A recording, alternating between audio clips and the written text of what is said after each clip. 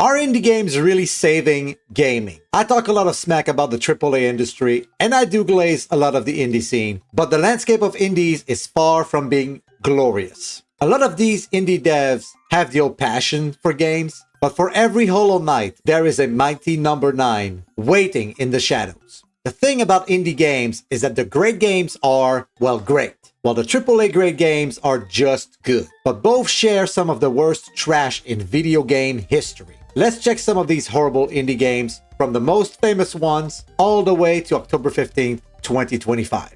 Let's set the table first. You know, just a quick list of the best when it comes to indie gaming and ultimately where we want the scene to be. We have the gold standard with Hollow Knight, games like Celeste that are great platformers and in storytelling, although streaming it gets your stream claimed. Stardew Valley changed an entire genre of games by itself. Undertale and Deltarune are weird and creatively incredible. These two games resonate with so many people, not me though, I've never played them, that they deserve their own mention. Gravity Circuit is my personal favorite, classic retro style, and I 100% achievemented. That's how much I loved it. I would like to say these games alone have saved gaming, but they are just allowing the survival of our hobby. Between Xbox trying to put ads in our video games, to AAA gaming doing slop over slop, these games, previously mentioned, give hope to gamers, and it's a great thing. But we can't ignore the scams and garbage of the recent years. The most famous one, Mighty Number 9. The Kickstarter raised, I believe, like $4 million,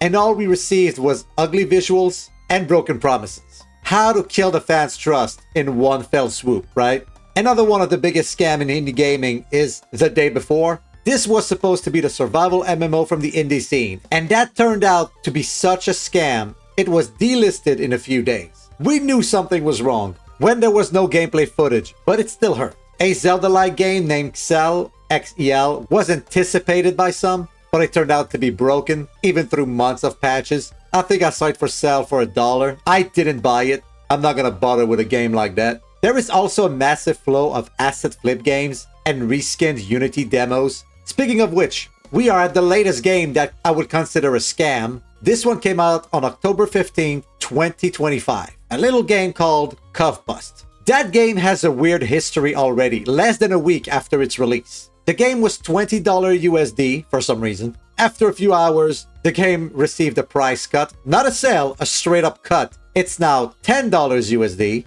Now this game has been described as an asset flip. It has at most 10 minutes to 1 hour of gameplay. The developer is banking on community content being created because there's only one map, no random generation for it either. So my question is, what would be a fair price for a game with one level, less than 1 hour of gameplay on average, that relies on the fans to continue the game? I would say $2, $3 at the most, right? Not 10. The dev even had the gall to have day one DLCs for cosmetics, but couldn't be bothered to make 3 to 5 maps. Are you kidding me? I understand he is alone making the game, but this is more like a demo as far as I'm concerned. And this is really starting to be the shape of the indie dev scenes. Kickstarter scams, Steam being flooded with unfinished games, the community content being the main focus for the lack of content in games, and the increasing AI involvement. These are the most prevalent problem of the indie scene at the moment. And I don't have a solution to fix this. I'm just a dumbass slime who rambles about stuff. But when we talk about indie games being the saviors of gaming, we think of the greats. But let's be honest, most are just mid or straight up scams.